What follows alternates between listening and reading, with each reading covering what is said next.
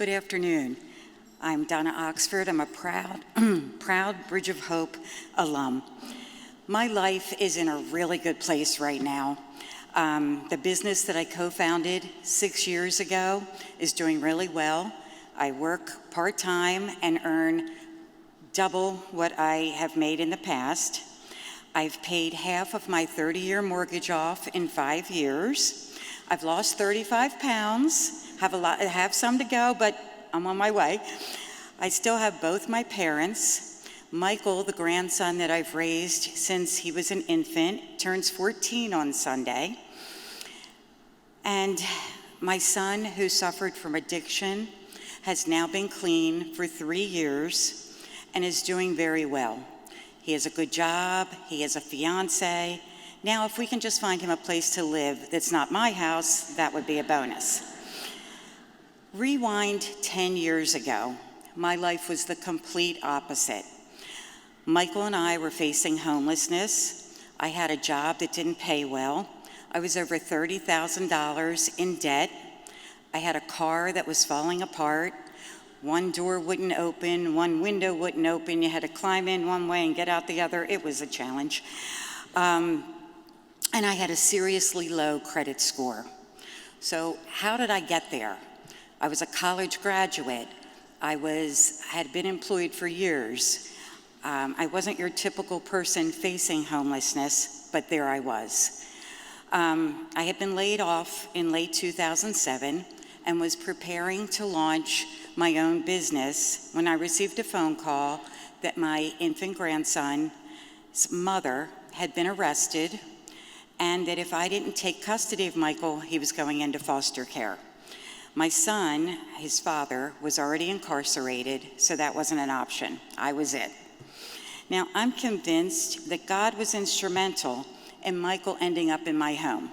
I was living this great single life for the first time in a while, by the way. I had a friend who had a home in Wildwood, and I had my own room there. I had a friend who lived in Reading. I had a room there. The only thing that was missing was a male partner.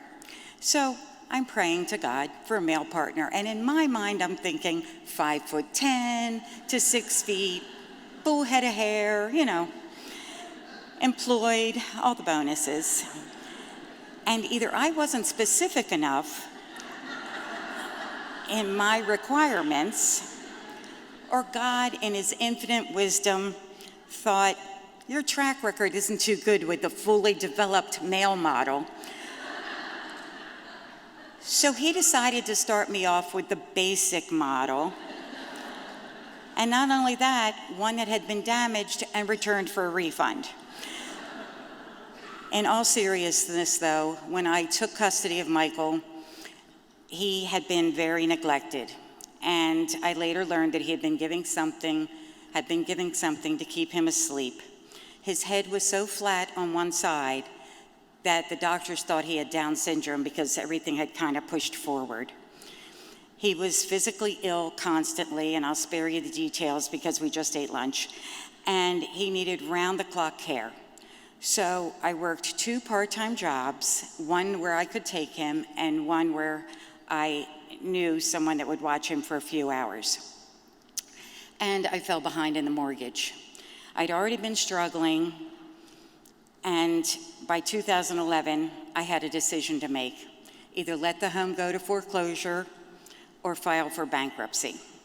I didn't realize at the time the effect of moving out of my home would have on me. Now, a psychologist once said to me that I was the most resilient person he'd ever met, and I wore that title like a badge of honor. I almost had t-shirts printed and mugs made. I had endured a lot of challenges, but moving out of the only home that my kids had known, my grandkids had known, where I had lived for over 20 years, celebrated holidays, and had my grandchildren spend weekends, it almost took me down. My depression hit a whole new level of low when the house was sold for a fourth of what they'd been asking me to pay. It was the lowest point in my life, and I felt that not only had I failed myself, but I failed Michael. And Michael, who doesn't do well with change, was even more deeply affected. It was the only home he had known in 5 years. It was his stability. He acted out by breaking neighbor's window and threatening a fellow kindergarten student with violence. There is nothing like getting a call saying, hey, you're raising a serial killer. So a friend of mine encouraged me to apply to Bridge of Hope, and their involvement in our lives was the only positive aspect during this time. They helped me get an apartment where Michael and I lived for 2.5 years. Then we were able to move to a condo, and after 1.5 years, I became a homeowner again when I bought my townhouse. But not only did they help us financially, the emotional support was priceless. Our neighboring volunteers were a lifeline. The team gave Michael his 5-year birthday. They met with us often. After a particularly stressful day with Michael, I called one of my volunteers, and I was in tears, and she talked me through it. We attended Bridge of Hope dinners at a church in Coatesville, and Michael was so proud when he was able to pick out a Christmas gift that the Bridge of Hope had sponsored during one of those dinners.